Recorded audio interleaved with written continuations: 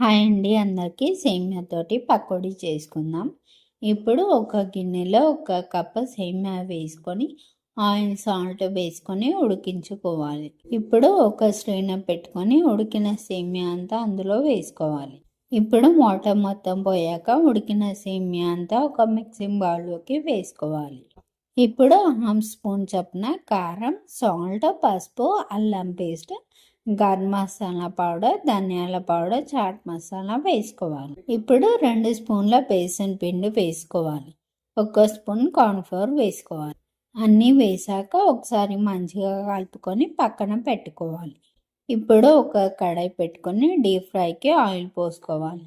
Oil బాగా వేడిగా ఉన్నప్పుడు చేసి పెట్టుకున్న సేమియాల నుంచి కొంచెం తీసుకొని పకోడీలాగా వేసుకోవాలి. ఇవి ఆయిల్లో మంచిగా ఫ్రై చేసుకోవాలి. అంతే అండి, వేడి వేడి సేమియా పకోడీ రెడీ.